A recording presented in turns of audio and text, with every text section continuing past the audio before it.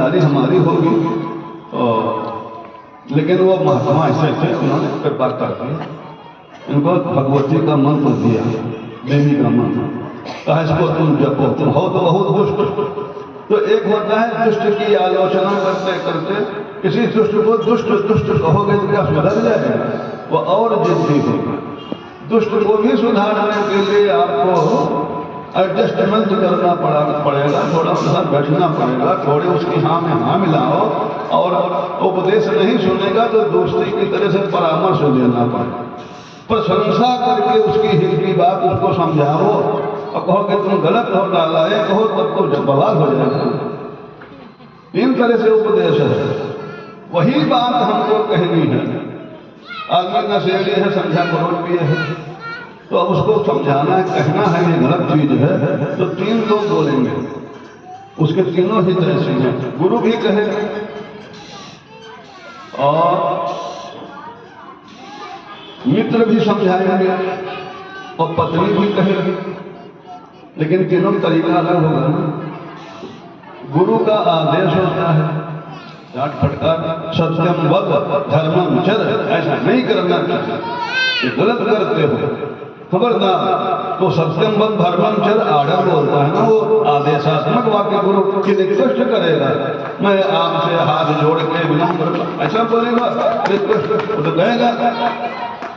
ये ठीक नहीं है, कल से हमको दिखाई न पाए, ऐसा बोलता है। ये गुरु की आज्ञा होती है, जिसे शास्त्र बोलता है, इसे गुरु आज्ञा बात वही। और मित्र समझाएगा तो परामर्श देता है, वो सलाह देता है, अच्छाई बुराई बताएगा, देखो इसमें तमाम बिगड़ गए, उनका देखिए क्या हाल हो गया, और ऐसा करो ऐसा, माने हित नहीं तो वो समझा बुझा करके वो झंझट नहीं करेगा, डांट फटकार नहीं करेगा वो। और जब पत्नी समझाएगी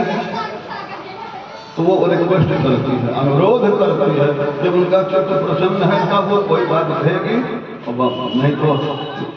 तो ये हमारे यहाँ माना गया तीन तरह से वही बात कही जा रही है। तो किसी को अब आलोचना करके उसमें सुधार नहीं कर सकते। जो दुष्ट है, भले आदमी की तो आलोचना कर सकते हो, जो कि भला है ना, तो उसको तो आप डांट फटकार देंगे तो ठीक है, लेकिन जो स्वयं में दुष्ट है और उसके गुरु ने अगर डांट दिया तो कल से पास नहीं आएगा, तो सुधार तो गया, तो उसको तो डांट भी नहीं सकते। तो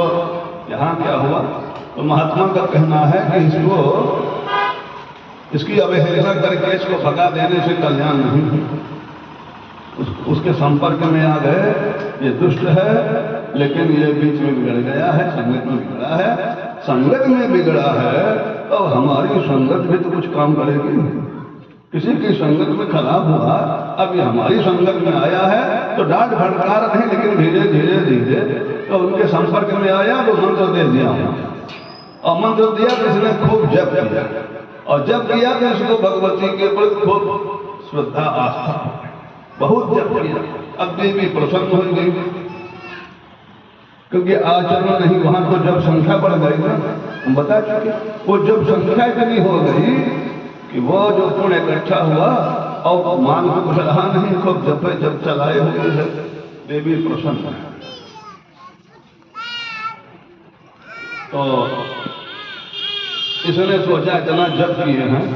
जब के बाद हवन होना चाहिए, और जंगल में, क्योंकि जप करने से मंत्र सिद्ध होता है, जबकि संख्या है, गिनने की जरूरत नहीं है, लेकिन जब वो संख्या हो जाएगी,